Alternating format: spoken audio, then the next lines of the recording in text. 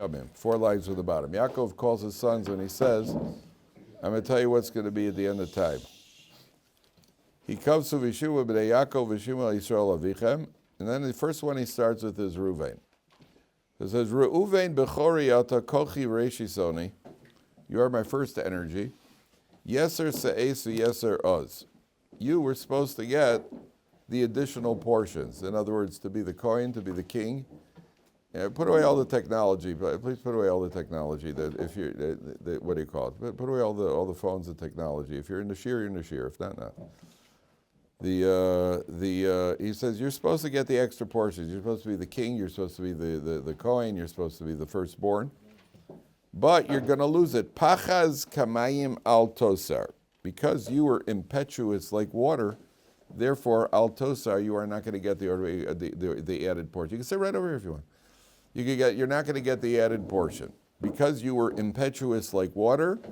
When was Reuven impetuous like water? In that situation where he'd got involved with Yaakov's private life. When after Rachel died, Yaakov moved his bed into Bilhah's tent, and Reuven decided that he doesn't want his mother to be insulted, so he moved the bed to his mother's tent. That was the episode. So because of that impetuousness, therefore you're going to lose all those extra portions that you should have, primarily to be the king, and to be to be the king and the Kohen and the firstborn.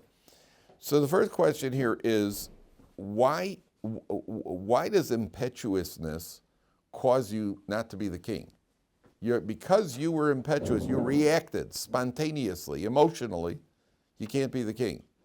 And the answer is, you see, in life, sometimes people think they're getting punished. You think people are you're not getting punished. But just like your father, you get a ticket for speeding. And you're doing 40 over the speed limit. And your father says not that it's ever happened to any of you, right? More than 3 times, right? Your father says, okay, you got a ticket for speeding. You're grounded for 3 weeks. Why? It's not punishment. Not punishment. You're not qualified to drive. You're simply not qualified to drive. I'm not punishing you. You're not qualified. It's like when I applied to the Air Force because I wanted to become a fighter pilot. And they said, sorry, you have poor eyesight, you're a coward, and you're afraid of heights, right? And therefore I had to become a rabbi instead. Right, so what do you call it? What were they? None of it, which is true, by the way. But the what do you call it? Could you believe it? Right. But imagine I would try. I want to go there. Why are you punishing me? I'm not punishing you. You're not qualified. You're just not qualified. I'm not punishing you. You're not qualified. So if you're going to be a king, and you're making decisions that affect the country, we can't have you affected emotionally. Bill Clinton, when Hillary threw a lamp at him, which is true, that's what you see, the people who worked in the White House, the presidents are only there for 4 years, maybe 8 years. But the cleaning crew, the crew, they've been there for 35, 40 years. They see everything that's going on. And the security guys, the Secret Service guys, they're with the guys all the time. There was a report, she got upset and threw a lamp at him. And that was on a good day, right? So Hillary throws a lamp at Bill, so Bill gets upset and decides to nuke Iran. Not that it's a bad idea, but you can't do it because you're emotionally distraught. You got to do it because it's a thought-out process. Not because if you're a king, you can't just react to what's going on around you. You've shown yourself, Yaakov said, Reuven, you've shown yourself as not qualified. If you got emotionally reacted, you got involved in something you shouldn't have because you were emotionally distraught because you didn't like what was happening to your mother, so you've just showed that you can't be a king. I can't have a king making decisions like that simply because he's in a bad mood. Doesn't work, and that's why you're not qualified. Now, what's remarkable is what's the comparison to water? By the way, if you think about water, you were impetuous like water, like water that's rushing water. We always think of water rushing, like what do you call it, waterfalls, So first of all, but you should know, by the way, in the history of the world, water has caused far more destruction and death than fire. A big fire, the Chicago fire, what was it, 1906 or 1888, when the cow kicked over the lantern, whatever the story was, half of Chicago burnt down. There weren't that many people died, 800 people died, something like that. Relative to what water does, they had that tsunami in Indonesia. When was that? About 2008 or something. That's 250,000 people got killed. That was more, 250,000 people were killed in that tsunami. I can't even compare it. The flood, anytime there are water disasters. Water disasters are far worse than fire disasters. You get a big forest fire in California, one of these things. So, a few hundred people may die. Okay, acres and acres of land is destroyed. But not life. People have a chance to get away from fire. Water is finished. That tsunami, people, 250,000 people. So we always think of water as, this rushing water is synonymous with impetuousness. At a deeper level, what it means is that water, when you put water in a utensil, water takes the shape of the utensil they put it in. If there would be a square cup, I've never seen one. I've never been at a table where the cups were square. I think it makes for awkward drinking. It's not going to go. It doesn't go well. Cups are never square. Cups are always round. But if they're in a square anything, whatever you put water into, it takes the shape of the utensil. What Yaakov is saying to Reuven is, who's in control here? The water or the utensil? The utensil is in control. You can't be a king if you're water. You can't get shaped. You've got to do the shaping. That's why you're disqualified to be a king. That's a comparison to water. Water takes it. That's not. You're supposed to do the shaping. There's a famous saying in the Gemara, famous statement in the Gemara, that in the era of the Mashiach, Pnei Hador ke Pnei HaKelev. You ever hear that expression? The face literally means the face of generation is going to be the face of a dog. What does that mean? The face, nobody here looks like a dog. I've met other people, what does it mean? What do you mean it looks like a dog? What does that mean? The face of the generation is like the face of the dog. So a very famous explanation by Rabbi Yisrael Salanter. Rabbi Yisrael Salanter says, the face of the generation, Pnei Hador, means the leaders of the generation. The leaders of the generation are going to be like a dog. Pnei Hador ke Pnei HaKelev. What does that mean? You have a dog who's on a leash. I don't know if any of you have dogs, right? But when you have a dog, he's on a leash. What happens? The dog runs out ahead of the owner of the dog. The dog is usually out ahead. Who looks like they're leading whom? Looks like the dog is leading the owner because he's out ahead. But what does the dog do when he gets to a crossroads? Then he looks back to see which way, boss. So who's leading whom? The guy in the back is really leading the guy in the front. Pnei Hador ke Pnei HaKelev means that up until the 20th century, there was something called, monarchy. A monarch leads his generation. The king is the leader. He decides and everybody follows. When did that end? That ends with democracy. Because what happens in democracy? The president wants to get elected and he wants to get reelected. How does he determine his policy? It looks like he's leading the country. How does he determine his policy? He looks back, takes a survey. He takes a survey. He's not leading the country is leading him. If the country, that's why right now it's almost, the pasuk that says, Leiv melech biyad Hashem. The heart of the king is in the hands of Hashem. Because you can't leave kings to do everything on their own because there's too much in the world that happens because of kings. So you see, if Joe Biden is embracing Israel's war, even though it's costing him votes in America, it does not make any sense because normally his policy is determined based on what will get him votes, not what will get him votes. So if he's hurting himself by embracing them, that's obviously how HaKadosh Baruch Hu is manipulating his heart. But the president or any elected official now in the 20th century, 21st century, you always take a survey. And based on the survey, you decide whether you're pro-life or pro-choice. Can you imagine the president coming out, he's pro-life, and all the pro-choice get upset? He's not going to do that. First, what he'll do is he'll take a survey, and he'll determine where's the 51% or better. And that all of a sudden becomes his policy. Oh, yeah, I always felt that way. Then you find out when he was a senator, he voted exactly the opposite, or a congressman, he voted all of a sudden now he changed his worldview. Why? Because he's looking back. That's the first thing. That's a Reuven, you're not qualified. You can't be getting shaped. You've got to do the shaping if you're going to be, otherwise you're disqualified. Emil, did you have a question? No, you asked the question.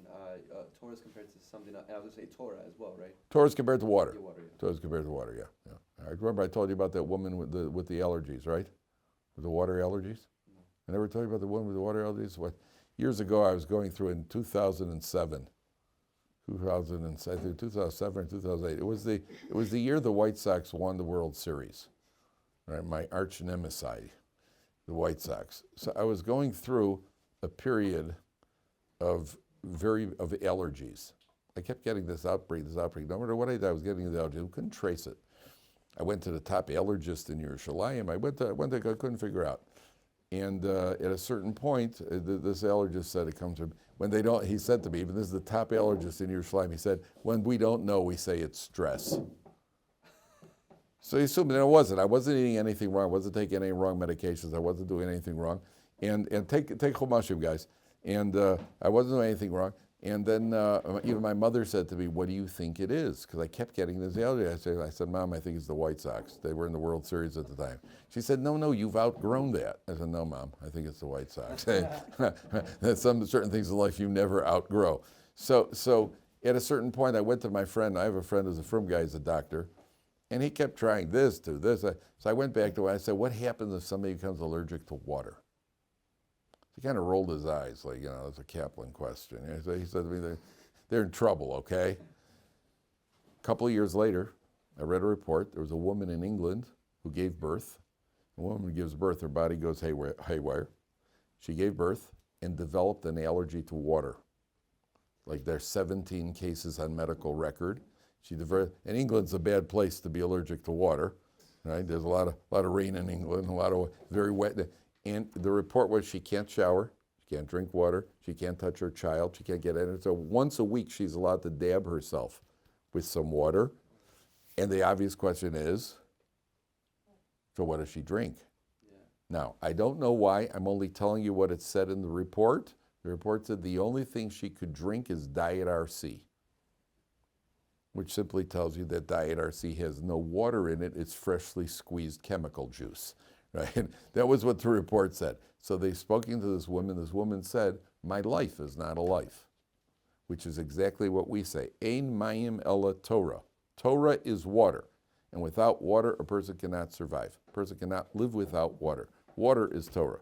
So here, water is in this context, water represents Ruvain, and you're getting shaped. You can't be the king. Number one. Number two, turn to the bracha of Yisachar. Page 278. I'm not going to go through. There's first it goes with Zvulun. The Torah talks about Zvulun, and then it talks about Yisachar. Now, you know that Zvulun and Yisachar have a relationship. And the relationship is that Zvulun went to work. Zvulun was, they were merchants, and they supported the tribe of Yisachar, and they sat and learned Torah. That's called the Yisachar-Zvulun relationship, which you have to this day. And it's actually a contracted relationship where one person takes on to support another person to study Torah. And in the Yisachar-Zvulun relationship, one person studies Torah, the other one works, and he provides for all of his needs. And it's a contract, it's contracted. Any money that you give for Torah support, if you donate money to a yeshiva or to rabbis who teach Parsha shiurs in yeshivas, or any support of Torah, what's that called, subliminal suggestion, right? Or any sort of support for Torah is obviously you get reward for it. But in order to split the reward 50-50 with the Torah learner, you have to take on full support, that your support is making it possible for him to learn Torah. There's actually two opinions whether or not the reward is split 50-50, or whether the reward is split 100-100. How could that be? How could 100% be split into two? The answer is, if you take flame from my candle, does my candle lose any flame? No. No, so there's enough flame for both of us. So we're talking about it's a spiritual reward, so there's 100% could be divided into 100% for you and 100% for me, because it's not a physical. It's not like splitting a piece of pie, where we split a piece of pie 50-50 means you're going to get, if you split pie with me 50-50, you're going to end up with at best 30%, right? But here it's 100, here it's 100% divided by 2 is 100. Now there is an opinion, I think the Chazon Ish, if I'm not mistaken, he says, no, there's only 100%, and you're each going to get 50%. But it's worth it for both of you, because then you're going to be able to learn Torah without the financial pressure, and you're going to share in the reward of his Torah. But the Gemara says that has to be if you did it all along, that you supported him all along. There's a Mishnah in Masechah Zvachim that says there's a man named Shimon Achi Azariah. Shimon, the brother of Azariah, because Shimon studied Torah and his brother Azariah made it possible for him to learn Torah. So that his name is mentioned in the Mishnah with his brother, Shimon Achi Azariah. Shimon, the brother of Azariah, because Azariah made it possible for him to learn Torah. And the Gemara says, not like Hillel and Shevna. Hillel, the great Hillel Adasi, had a brother named Shevna, who after Hillel became the great Hillel, his brother then came and offered him money for 50% of his reward. That doesn't work. That you can't sell that 50% of the reward. So if you support a person, it's called a Yisachar Zulan relationship. They make it nowadays, and they make it as a contracted relationship. And not only that, if you're the Zvulun, what they call the Zvulun, the guy who earns the money, if you're the Zvulun and you're going to support the Yisachar, let's say you have let's say you're running, things are getting tight, you have to first make sure he has what he needs.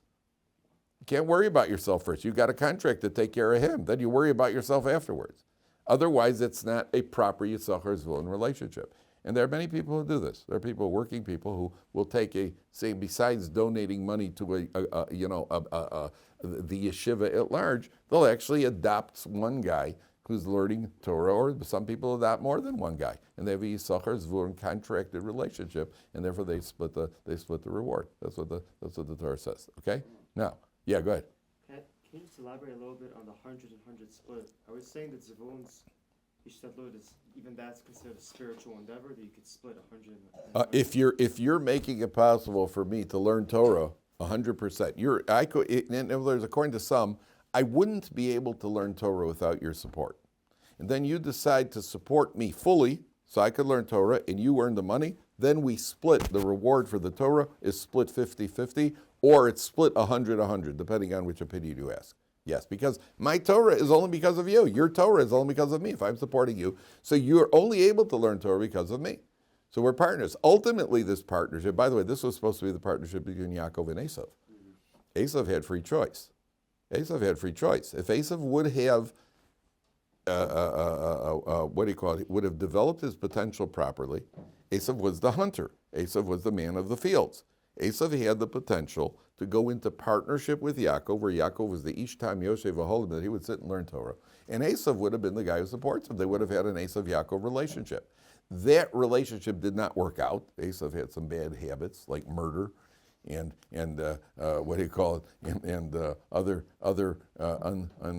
inappropriate pursuits. And therefore, it was taken away from Yaakov and Esav, and it was put into the Jewish people alone inside Yisachar and Zvulun.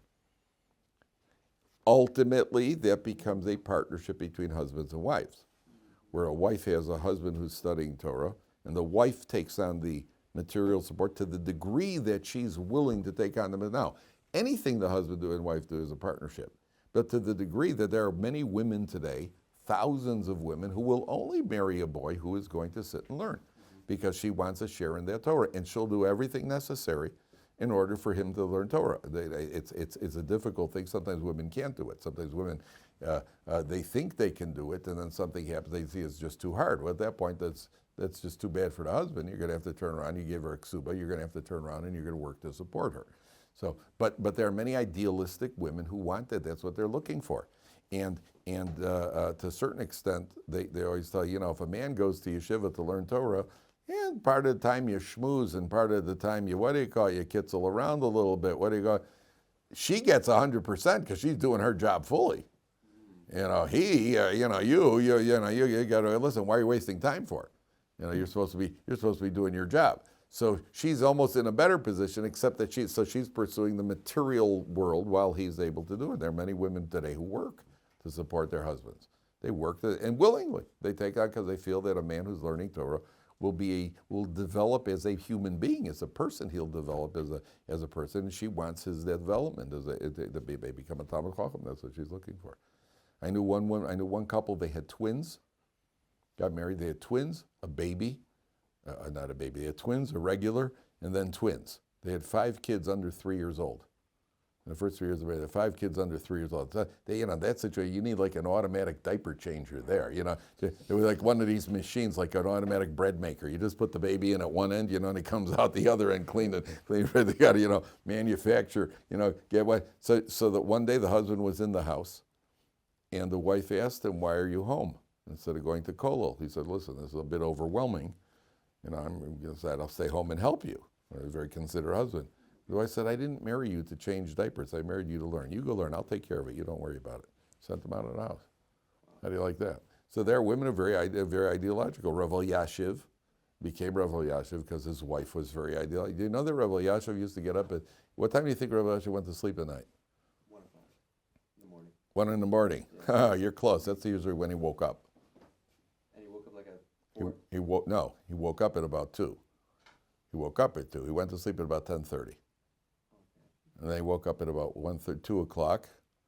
And then he learned till Shachris. You know, sometimes you say, I learned before Shachris. That usually means 15 minutes of Mishnah Berurah, right? Well, Yashiv learned until Shachris. He's got up at 2 o'clock, and he learned until Shachris. But his wife would get up at 2 o'clock in the morning to make him coffee. She'd make him get up with him, make him his cup of coffee. Even later in life, the children, the daughter, when she was getting older, one of the daughters offered to get her an automatic coffee maker that he could push a button and she doesn't have to get up. She said that's the purpose of my existence, is to get up and make him his coffee. That you want to take away from me? So Rav Yashiv, when he got married, the day after his wedding, he was in the house learning. So his wife said to him, why are you in the house? He said, well, the Torah says the first year of marriage was simach es ishto. You have to stay with your wife and gladden your wife. So Rav Yashiv said, if you want to gladden me, you'll go to the Beis Medrash. I didn't marry you to stay home. You go to, this is the day after the first Sheva brachas. You go, she pointed, you go to the Beis Medrash. So then over 60 years later, maybe 70 years later, whatever, so she was on her deathbed. And she was right towards the end. And the whole family was around, gathered around. Rav Yashiv was there. They were waiting for their mom. Waiting. She sensed that he was in the room. And with the last ounce of her strength, she picked up her hand and she did like this. And he went off to the Beis Medrash. And then he was in the Beis Medrash. They came and told him when she was nifter. Okay, there was only one Rav Yashiv. Right? Well, there was only one Rav Yashiv because there's only one Rebbetzin El Yashiv. That's the way it works. But that's the concept of a Yisachar Zvulun relationship. That there's a partnership here. And incidentally, who's got the more difficult job between Yaakov and Esav? Who's got the more difficult job? Yaakov and Esav, if they have a partnership, who's got the more difficult job? Esav. Why? He can get lost in the materialism. Correct. Guys have told me that when you're in yeshiva, it's easy to be frum. It's easy to be devoted. What happens when you leave yeshiva? When you're in what they call the real world. When you're out in the real world, things aren't so easy in the real world. Right? But when you're in the yeshiva, you got an idea. Yaakov sitting in the Beis Medrash. That's like, it's hard to sit and learn, but you have less dangers. Esav is out in the field. That's the material world. That's a bigger job. That means that at a certain level, Esav had a tremendous potential. Because where do we find this in the husband-wife relationship? Who takes care of the material world? The wives. The husbands are learning. The husbands are learning. When the husband is learning, the wife is the one who takes care of the home, and in many cases she works, because of the material. That's dangerous. The man, you sit and learn, take you out of commission, so you can't get yourself in trouble. Right? She'll take care of it. She doesn't get in trouble. Women can be relied upon. That's why anything in Judaism, the halachas having to do with any sort of material enjoyment or pleasure, who's in charge of the kitchen in the home? Who's in charge of the kashrus in the home? The wife is in charge of the kashrus. Why? If you trusted men, that place would get trafed so fast. You walk into the kitchen by men, a man could trafe up a kitchen in 3 minutes. They're picking a spoon, a fork. I don't know. You're not thinking about it. I'm just thinking about cutting the salami. I don't know I'm hungry. I'm not thinking about which knife. And the wife is always there. She's like, men you can practically feel your wife staring at you from behind you. You can feel those eyes penetrate. What do you need? Because she knows you're going to trafe it up. She knows you're going to mess it up. Right? All the laws, anything having to do with the physical, the wife has to take care of that. So we can't trust men. So the men you buy a lulav. We'll trust you with the lulav and with the tefillin. Right? Leave the food and everything else, leave that to the wives, right? Because they can be relied upon. Okay, that's number one. Number two, you'll notice the bracha to Yisachar, the Torah learner. So it says in Pasuk 3 lines to the bottom, Yisachar chamor gorem. Yisachar is a hard-boned donkey. Rovetz beina mishpasayim. Now the basic comparison to Yisachar being a donkey is that if you want to become a Torah learner, you have to take on the yoke of Torah. It's not easy. Full-time learning, I've done different things in my life. The single most difficult thing that I've ever had to do was learn in Kollel. That was far more demanding than anything I've ever had to do. Because there, you have to supply all of the energy when you're teaching. So you get energized. It's like the band plays to the dancers, right? The band play. When you have students, it's much easier to teach than it is to learn on your own. That's very demanding. And then it means you're doing it 7, 8, 10 hours a day at the kollel. Then when you're home, you're learning some more, and then you go out and learn at night. And this means when you have a head cold and you have a fever, and when you got aggravated by something, and your mind is you're all upset because the balance in the bank isn't quite what you thought it was, right? And you got a big electricity bill, and the washing machine broke, and relatives are coming for an extended stay. For your wife's relatives, and what do you call your wife, and you got to deal with all of this. And then on top of that, you got to then be able to sit down and concentrate on a tosos telling you what's the difference between a grusha and an almana, and what your havamina would have. It's it's a yoke of Torah. You got to take on that yoke. Rav Elyashiv used to go to sleep at 10:30. There was a famous story. 2 kollel guys came to ask him a question. The biggest posek in Klal Yisrael. They came to the house. It was about 10:35 at night. So they knocked on the door. They had an important question to ask. So the Rebbitzin answered. He said, "I'm sorry, my husband's asleep." I said, "Well, Yashiv, the gadol door is 10:35." Well, he gets up at 2 o'clock in the morning. They said, "Why?" He says, "To learn." He said, "What? Why 2 o'clock?" He said, "Well, he needs to know how to answer your questions, doesn't he?"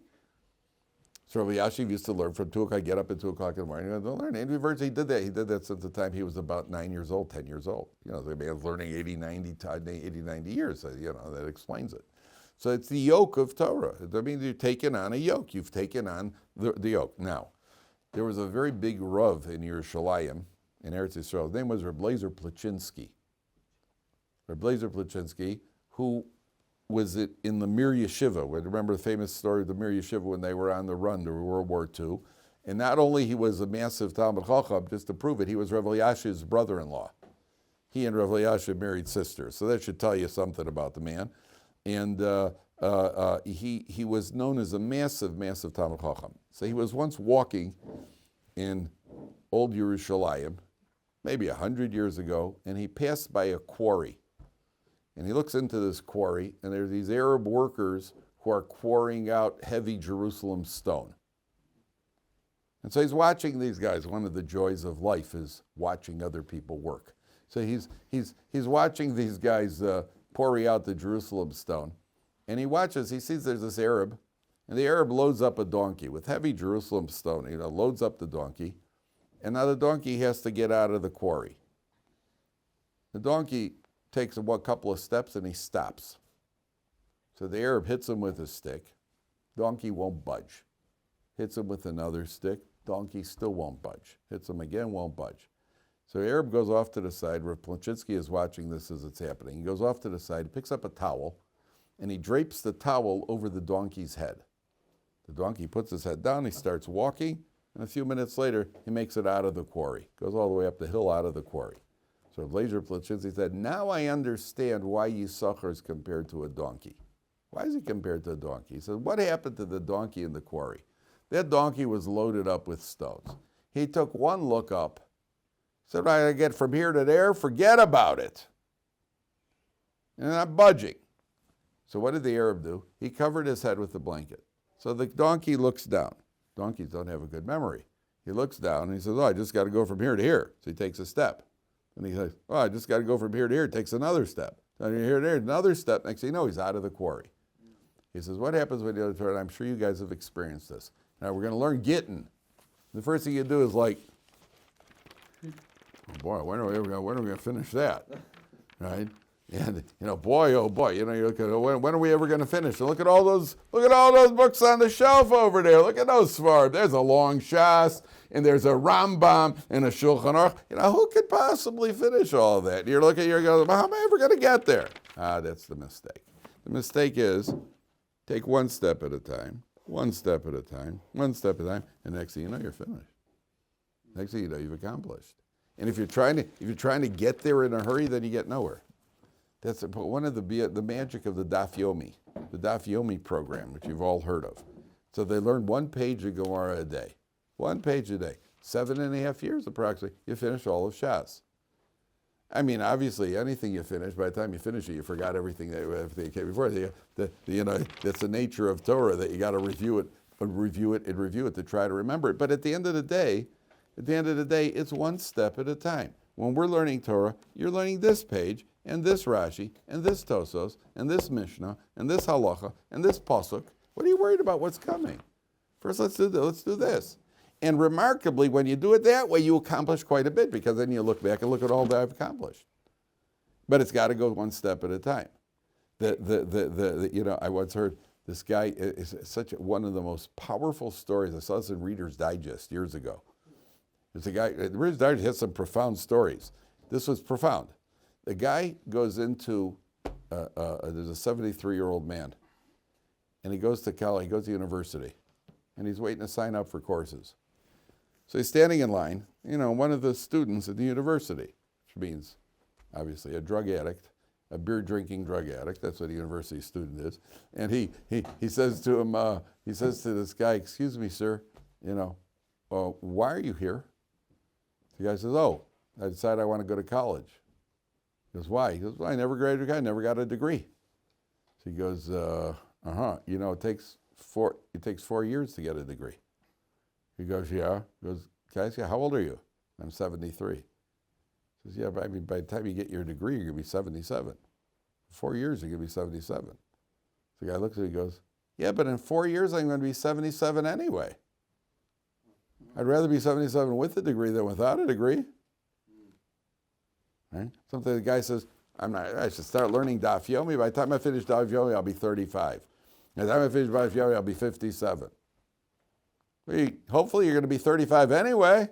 Hopefully you're going to be 57 anyway, unless you have alternative plans. Right? Most people don't. Would you rather be 35 having done the Daf Yomi, or 35 not having done Shas? Right? It's a good thing. So take it one day at a time. You're not going anywhere. Take it one day at a time. You're not going anywhere. And then you see that you accomplished. That's why Yisachar is compared to a donkey. Okay, let's start Shemos.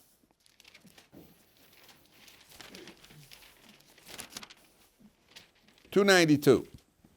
Ve'elu Shemos b'nei Yisrael haboim Mitzrayma.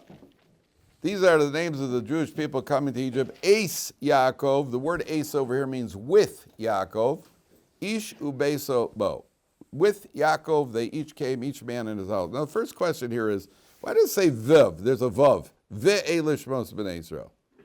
It's a funny way to start a new book. And these are the names. What do you mean and? Just say these are the names of the Bnei Yisrael. What's and these are the names? Why Vav? Why Ve'elu Shemos? Number one. Number two, you'll notice it says Haboim Mitzrayma, which is in the present tense. These are the names of the Jewish people who are coming. It should say who came to Mitzrayim. Why is it Haboim Mitzrayma? So one answers the other. What do you say, Avi? It's backpedaling a little bit. Why? The Torah doesn't always go in a direct chronological order. Okay, not quite. Here it's not. Here it's not backpedaling. It's actually following in chronological order. And it's telling you, the Jewish people, why does it say Haboim? It should really say they came to Egypt. The answer is that once Yosef died, which is the very last sentence in the previous Parsha, Yosef died, and he was buried in a how did they translate an Aron, art scroll? A coffin. They called it a coffin. That's the very last. So now, once Yosef died, the Egyptians forgot all about the things got unpleasant for the Jewish people. When things are unpleasant, if you go to your work every day is like a new day. I go, brother. If you hate your job, every day is like another day at work, oh brother. And it feels like every day is a new day. Haboim Mitzrayma, every day in Egypt felt like a new day. Because there's an idea. Have you ever heard the idea kol hascholos koshos? Chazal say the Gemara. It's either a medrash or a Chazal. Kol hascholos koshos. That means all beginnings are difficult. All beginnings are challenging. Every beginning in life is challenging. When you begin a new job, it's challenging. My daughter just began a new job somewhere, and it's taking her time to get adjusted to the new job. And when you begin a new relationship, it's challenging. Marriages, in the beginning of marriage, is very, very challenging. It's a complete adjustment. When you have your kid, in the beginning of having your kid, the first time you have a kid, you're overwhelmed. You have a baby, he's 8 pounds of ooey gooey. And like, what do we do? And what does he want? Why is he screaming? And you're overwhelmed. Everything that's new is difficult. For the Jewish people, every day was like a new day of difficulty because they were unwelcome there. When you're unwelcome, you feel the difficulty. Why? Ve'elishos, where's the vav? Because it connects to the previous parsha, to when Yosef died. Because Yosef died, and he's no longer in control, the Egyptians have lost their appreciation of Yosef. That's why all the difficulty follows. So that's why it's called haboim in the present tense. It's as if they're arriving every day. Now, what you'll notice is, it says, Es Yaakov, along with Yaakov, Ishu Besovo, and then it tells you, Reuven, Shimon, Levi, Yehuda, etc. It tells you everybody. So here the Torah is showing you, number one, the theme is the continuity of the Jewish people. The secret of success of the Jewish people is the connection to the previous generation. Yaakov and his sons. And not only Yaakov and his sons, doesn't say Yaakov came with his sons. It says his sons came along with Yaakov. Es Yaakov, along with Yaakov came who? His sons and their families. What does that tell you? Who's at the top of the pyramid in Judaism? The Zeta, Yaakov's at the top of the pyramid. In the world at large, when a man gets older, and he gets old, so often he's kind of shunted aside as his sons take over the business, and they'll tolerate him, they'll let him come there, and he becomes he's there because he has nothing else to do, but he's not really doing very much because they don't really need him. And he's kind of pushed into the background. His sons take over, not in Judaism, not in Torah Judaism, where the older a man gets, if he's a Talmid Chacham, so he's still at the top of the pyramid. You got all the leaders of the generation, they're in their 90s and 100. And they haven't lost anything up there because they've been using it all along. They've been exercising it on Tosos, Alan. That's how they maintained it, Yehuda, right? They maintained it by exercising the gray matter on Tosos and Rashi, Gemara, and the Rishon. That's how it stays. If you don't use it, so it atrophies. So then they get shunted aside. And the connection, the later generation connected to the previous generation. Everything we do in Torah is a Mesorah. Even the Gemara, did it ever bother you? It's called Torah Sheba'al Peh. Did you ever wonder about that? Show you one piece of Gemara over here. Ever wondered about this? I'm taking a random Gemara. What are you looking at over here? What is this? What are you looking at over here? You're looking at what we call Torah Sheba'al Peh. This is the Oral Torah.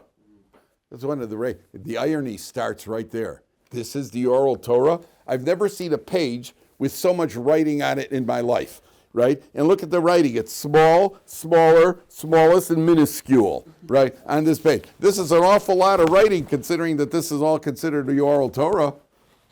That's an awful lot of writing. That's the irony right there, right? Well, it was only written down because word to mouth was we're having trouble, when you're being whipped by Romans, it's difficult to memorize everything accurately. So it was written down. But it's the Oral Torah because it's supposed to be given over from a Rebbe to a Talmud, from a father to a son. Where's the written Torah? One blue book. This is the whole written Torah right here. This is the written Torah, and that shelf is the Oral Torah. That's a funny irony, isn't it? That's a little strange over there. Yeah, should be. Probably, I would think it's the opposite. The answer is because it was meant to be given out, because it's not a memorization process, it's a living process. And a father gives his son tefillin and he teaches him how to put them on, and he tells him all about the tefillin before he's ever read one halacha of tefillin. And then you tell him all the details, but it's meant to be word to mouth because it's meant to be lived. It's meant to be lived from generation to another. And all the things that a kid knows by the time he's 5 years old and 6 years old in Jewish home, how come all 6-year-olds know how to make brachas? They never read it. He doesn't even know how to read. He's 4 years old and he's already making a bracha. He's 4 years old and he's saying Kriya Shema. I never learned it. He's 4 years old, he knows that we're going to make Kiddush now and he's going to get some wine. He's 4 years old, he knows they shouldn't hit his sister, but he does anyway. But he knows he shouldn't. How do you know that? Because whatever's important to parents, that's what they teach their children. So in Torah Judaism, we give over what's important. So the Torah is teaching you, now take a look at Rashi. Rashi says, first Rashi, even though it counted them when they were alive by name, it counts them again when they die, to let you know the belovedness of the Jewish people, they're compared to stars.